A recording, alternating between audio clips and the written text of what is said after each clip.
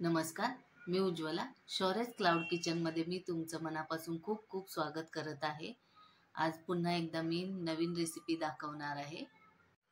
रवा इडली. सकाळच्या गडबडीत पटकन होणारी ही रेसिपी आहे आणि तुम्ही लहान मुलांच्या शॉर्ट ब्रेकच्या टिफिनलाही ही करून देऊ शकता. चला तर मग रेसिपीला सुरुवात करूया.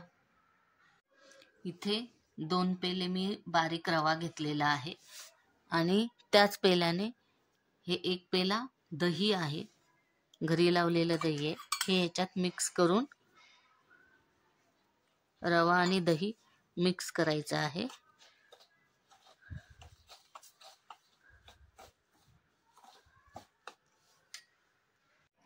यात आता चवीनुसार मीठ घालायचं आहे.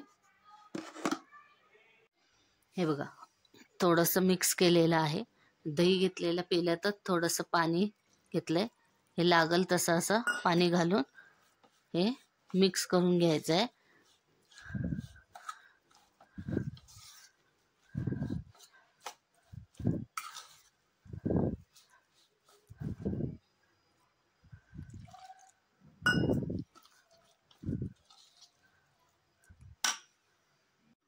हे बघा, असं बॅटर रेडी करायचं आहे. ह्या पेला पूर्ण पाणी घेतलं होतं, त्याच्यातलं किंचितच राहिलेलं आहे. एवढं पाणी मी वापरलेलं आहे.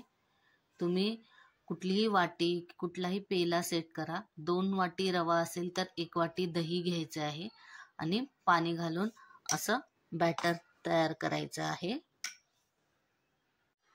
हे बघा, अशी कन्सिस्टन्सी असली पाहिजे. आता हे आपण 10 मिनिटं झाकून ठेवूया, म्हणजे रवा जरा मुरेल. तोपर्यंत आपण चटणीची तयारी करूया. इडलीच्या चटणीसाठी इथं मी डाळवं घेतलेलं आहे, फुटाण्याची डाळ, ओलं खोबरं, कोथिंबीर, थोडीशी चिंच, 2 लसूण आणि हे 4 मिरच्या घेतलेल्या आहेत, हिरव्या मिरच्या. तुम्ही तुमच्या आवडीप्रमाणे घेऊ शकता. हे ओलं खोबरं आहे. हे मी फ्रीजमध्ये ठेवण्यासाठी थोडंसं भाजून असं फ्रीजमध्ये पॅकबंद डब्यात ठेवते, म्हणजे बरेच दिवस ते राहतं. म्हणून हे जरासं लालसर दिसत आहे. हे आता छोट्या एका मिक्सरच्या भांड्यात आपण काढून घेऊया. यात आता आपण 1 चमचा साखर घालणार आहोत. यात आता चवीप्रमाणे मीठ घालायचं आहे, किंचितचं. आणि हे आता सगळं मिक्सरला बारीक वाटून घ्यायचं आहे. हे बघा, आता इडलीची ही चटणी अशी रेडी झालेली आहे. हे बघा, अशी करायची आहे.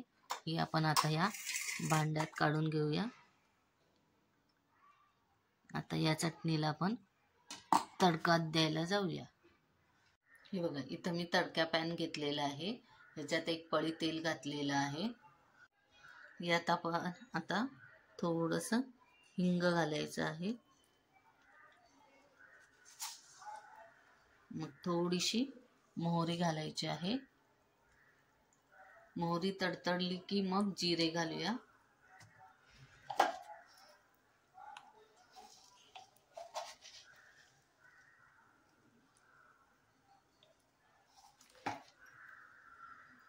हे बघा, मोहरी तडतडली. आता जिरे घालूया. आता आपण थोडासा कढीपत्ता घालूया आणि ही 1 सुकी लाल मिरची कट केलेली आहे, ती घालायची आहे. थोडंसं हलवून घ्यायचं आहे.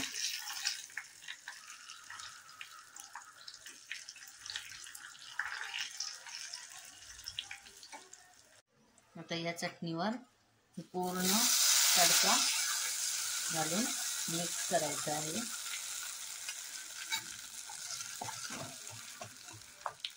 ही आता इडली खाण्यासाठी रेडी आहे, चटणी इडलीची.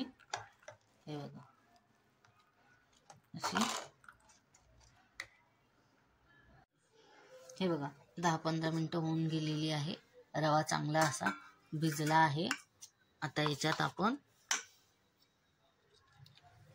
हे बघा, पाव चमचा सोडा घालायचा आहे आणि त्यावरच, त्या सोड्यावरच असा थोडा लिंबू पिळायचा आहे, अर्धा लिंबू.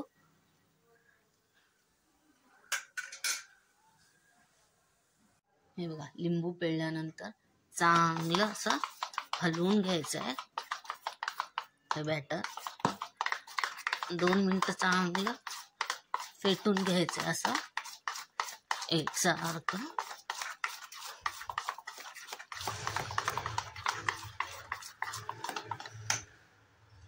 हे बघा, असं चांगलं 2 मिनिटं फेटून घेतल्यावर छान असं फ्लफी होतंय हे बॅटर.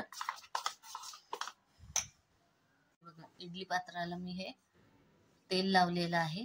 त्याच्यात आपण आता थोडं थोडं बॅटर घालूया. हे असं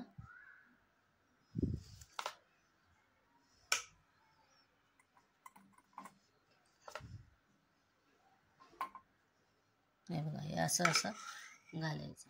हे बघा, 2 वाटी रव्यात हे 2 इडलीच्या प्लेटा भरलेल्या 14 इडल्या झालेल्या आहेत. आता आपण हे इडली पात्रात स्टीम करायला ठेवूया. हे बघा, स्टीमर मधलं पाणी चांगलं उकळलेलं आहे. याच्यात आपण आता या दोन्ही प्लेटा ठेवूया.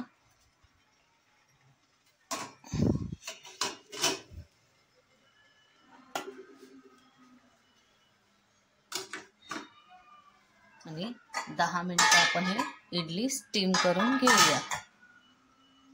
हे बघा, इडली स्टीम करायला ठेवून 10 मिनिटं झालेली आहे. आता आपण उघडून बघूया. हे बघा, कशी टम्म फुगलेली आहे, इडली झालेली आहे. हे बघा, अशा हात लावून बघितली तरी चिटकत नाही, म्हणजे इडली झालेली आहे. आता आपण गॅस बंद करून हे प्लेट आपण आता बाहेर काढून ठेवूया थंड करायला. हे बघा, इडली आता थंड झालेल्या आहेत. आपण आता काढून घेऊया. हे बघा, सहज निघतायत. हे बघा, कशा टम्म फुगली आहेत. अजून एक काढून दाखवते. हे बघा, एकदम सहज पटकन निघतायत. हे बघा, हे बघा, इडल्या मी ह्या प्लेटमध्ये घेतलेल्या आहेत. आता आपण ही चटणी घेऊया.